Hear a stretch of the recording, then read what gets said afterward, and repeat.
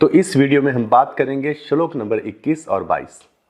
तो पिछले श्लोक में हमने देखा था कि जो गीता का प्राकट्य प्रसंग है वो शुरू हो गया था, जिसमें अर्जुन भगवान श्री कृष्ण को वचन कहने वाले होते हैं। तो इन श्लोकों में अब अर्जुन भगवान श्री कृष्ण को पहला आदेश देते हैं। तो चलिए देखते हैं इन श्लोकों को। सैन्योर्भयोर्मध्ये रथम स्थाप्य में अच्युत या देता निरीक्षे अहम युद्धु कामान वस्थितान कैर्म्यस योद्वयम अस्मिन रण समुद्र में। तो अब हम इन पदों का अर्थ समझ लेते हैं। सैन्योर्भयोर मध्य, इसका अर्थ है कि दोनों सेनाओं के बिल्कुल बीच में, यानी कि एक ऐसा स्थान जहां से कौरवों की सेना में जितना स्थान होगा उतना ही स्थान पांडवों की सेना में भी होगा, मतलब दोनों सेनाओं के बिल्कुल बीच में। रथम मतलब रथ को, स्थाप्य स्थापित कर दीजिए, में अच्युत। अच्युत किसको कहा जाता है? भगवान श्री कृष्ण को, क्योंकि वो कभी च्युत नहीं होते, यानी कि वो जो शुद्धतम उनका रूप है वो वैसा ही शुद्ध रहता है और वो हमेशा धर्म मार्ग पर ही चलते हैं, क्योंकि वो खुद धर्म का स्वरूप है, इसलिए उनको अच्युत कहा जाता है। तो इस लाइन का अर्थ ये हुआ कि हे वासुदेव श्री कृष्ण, आप रथ को दोनों सेनाओं के बिल्कुल बीच में खड़ा कर दीजिए। अब हम अगली लाइन का अर्थ देखते हैं। याब देता निरीक्षे अहम योद्धु कामान वस्थितान। इस पद का अर्थ है कि जब तक मैं निरीक्षण नहीं कर लेता, आगे है योद्धु कामान वस्थितान, मतलब युद्ध की कामना रखने वाले जो लोग यहां खड़े हुए हैं, ठीक है। और तीसरा है कैर्म्या सह, किनके साथ, योद्धवयम अस्मिन रण समुद्यते। इसका अर्थ है कि ये जो युद्ध करने के लिए यहां पर सब खड़े हुए हैं, उपस्थित हैं, इन सब में मेरे साथ युद्ध करने के लिए कौन कौन लोग योग्य हैं, मतलब मुझे किन किन के साथ युद्ध करना है और किन के साथ युद्ध नहीं करना है। तो ये हो गया इन पदों का अर्थ। अब थोड़ी सी इसकी डिटेल समझ लेते हैं, जो कि बड़ी ही महत्वपूर्ण है। तो सबसे पहले शुरू करते हैं, हमारी पहली लाइन है उसका हम अर्थ समझते हैं। सैन्योर्भयोर मध्य रथम स्थाप्य में अच्युत। यहां अर्जुन भगवान श्री कृष्ण को अपना पहला आदेश देते हैं। अब भगवान को भला अर्जुन कैसे आदेश दे सकते हैं, तो मैं आपको याद करवा दूं, भगवान श्री कृष्ण इस वक्त अर्जुन के सारथी के रोल में हैं। वो सारथी बनकर अर्जुन के ही आदेशों का पालन कर रहे हैं, इसलिए अर्जुन अब आदेश दे रहे हैं। और क्या आदेश दे रहे हैं? वो भगवान श्री कृष्ण को आदेश दे रहे हैं कि आप मेरे इस रथ को दोनों सेनाओं के बिल्कुल बीच में एक ऐसे स्थान पर खड़ा कर दीजिए जहां से पांडवों की सेना भी ठीक ठाक दिखाई दे और कौरवों की सेना भी ठीक ठाक दिखाई दे। अब देखिए, ये भी बड़ी विचित्र बात है, अर्जुन ने शायद अपने पूरे जीवन में पहली बार वासुदेव श्री कृष्ण को आदेश दिया था। तो देखिए, ये भी भगवान की एक लीला है कि वो ऐसे भी मौके देते हैं कि जहां आप मालिक बन जाते हो और आप उनके दास बन जाते हो। तो यहां पर अर्जुन ने दिया भगवान श्री कृष्ण को अपना पहला आदेश। अब अगली लाइन समझते हैं। याब देतान्नि रिक्षे अहम योद्धु कामान वस्थितान कैर्म्यासा योद्धवयम अस्मिन रण समुद्र में। इसमें ये जो पद है सैन्योर्भयोर मध्य, ये गीता में 3 बार आता है। एक तो ये इसी श्लोक में आ रहा है, प्रथम अध्याय और श्लोक नंबर 21। इसके बाद ये इसी अध्याय के श्लोक नंबर 24 में फिर से रिपीट होता है, यानी कि यही वाला पद। उसके बाद यही पद दूसरे अध्याय के 10वें श्लोक में भी आता है, यानी कि ये पद 3 बार पूरी गीता में उपयुक्त हुआ है। तो ये छोटी छोटी डिटेल्स हैं, ये भी समझना बड़ा ही जरूरी होता है। उसके बाद अगला पद है याब देता निरीक्षे अहम, यहां से लेकर योद्धवयम अस्मिन रण समुद्यते। अब देखिए यहां पर क्या हो रहा है।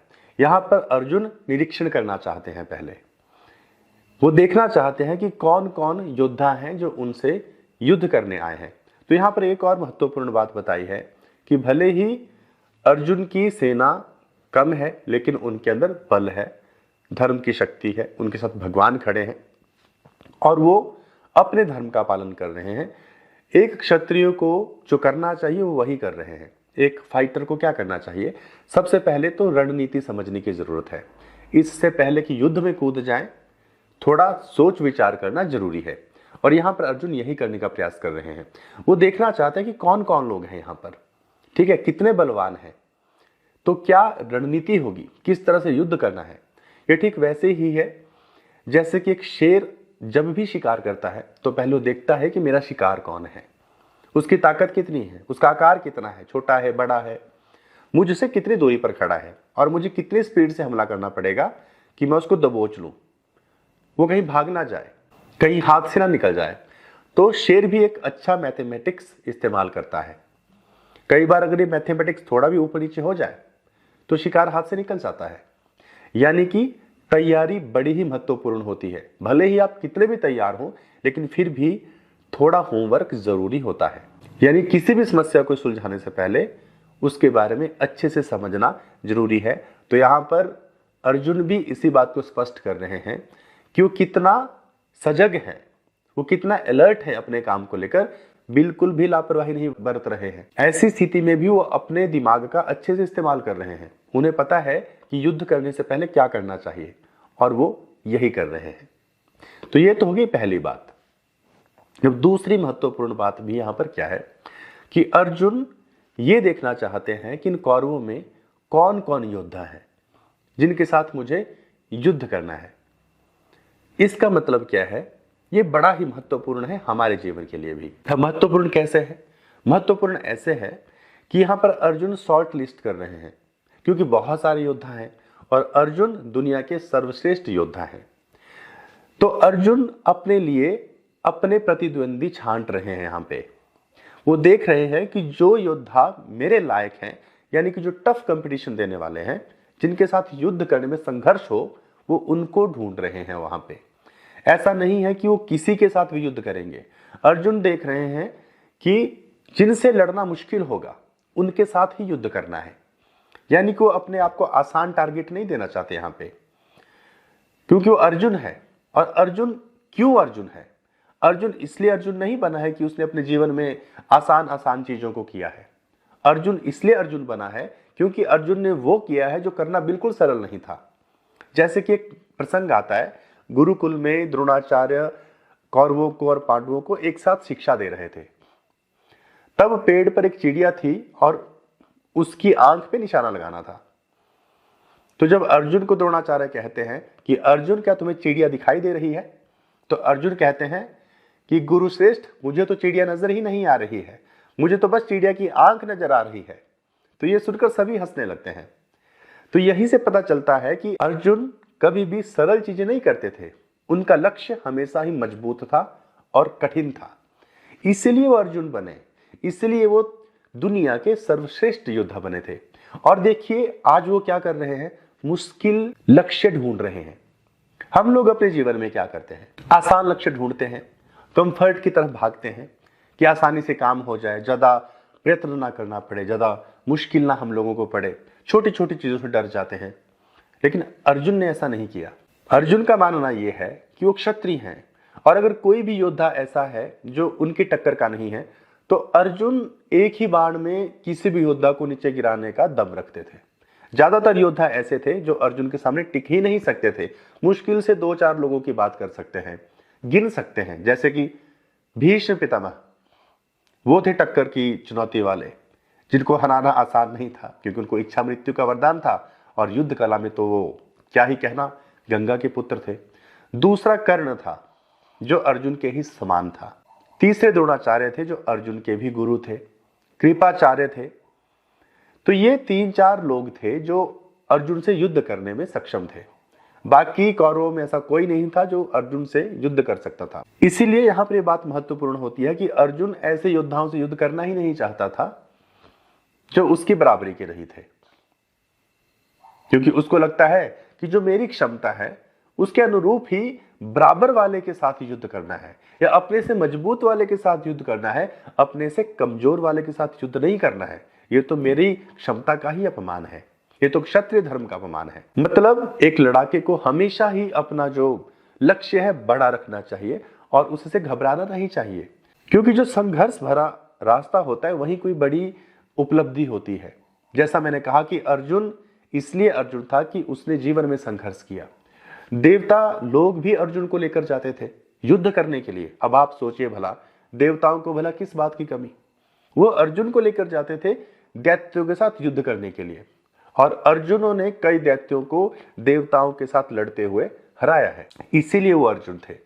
तो यहां पर इस श्लोक से ये बात स्पष्ट हुई कि हमें जीवन में हमारी क्षमता के अनुरूप ही संघर्ष ढूंढना चाहिए, कंफर्ट की तरफ बिल्कुल नहीं भागना चाहिए, क्योंकि अगर अर्जुन बनना है तो फिर संघर्ष भी चाहिए।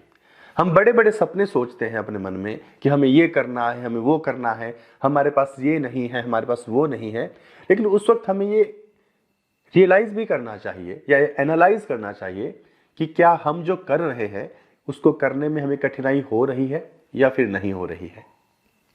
तो बड़ा ही सुंदर यहां से यह संदेश मिलता है कि किस प्रकार अर्जुन शॉर्ट लिस्ट कर रहे हैं अपने शत्रुओं को कि किससे लड़ना है और किससे नहीं लड़ना है, क्योंकि वो वीर है और वीरों लायक ही योद्धा भी होना चाहिए। अपने स्टैंडर्ड से नीचे तो वो युद्ध भी नहीं करते। मतलब देखिए क्या ठाठ है, अगर मुश्किल काम नहीं है तो करेंगे ही नहीं, आसान काम को क्या करना, वो तो कोई भी कर सकता है, जो नहीं कर सकता कोई वो हम करेंगे, और वही अर्जुन है। और यहां अर्जुन श्री कृष्ण को यह भी कहते हैं कि रथ को तब तक आपको खड़ा रखना है बीच में बिल्कुल, जब तक मैं ये जितने भी यहां योद्धा आए हैं ना, जो युद्ध करने के लिए ज्यादा उतावले हुए पड़े हैं, यानी कि जिनको बड़ी चुल मची है लड़ने की, इनको मैं अच्छी तरह से देख लेना चाहता हूं कि आखिर ये कौन कौन है जो यहां पर बड़े ही लड़ने के लिए आ गए हैं, इनको बड़ा चाव लगा हुआ है युद्ध करने का। तो ऐसा अर्जुन भगवान श्री कृष्ण को कहते हैं, और भगवान श्री कृष्ण ठीक वैसा ही करते हैं, वो रथ को दोनों सेनाओं के मध्य में ले जाकर खड़ा कर देते हैं। इसके विषय में हम अपने अगले श्लोक में पढ़ेंगे। तब तक के लिए आप अपना ख्याल रखिए, मिलते हैं हमारे अगले श्लोक में, अगले वीडियो में।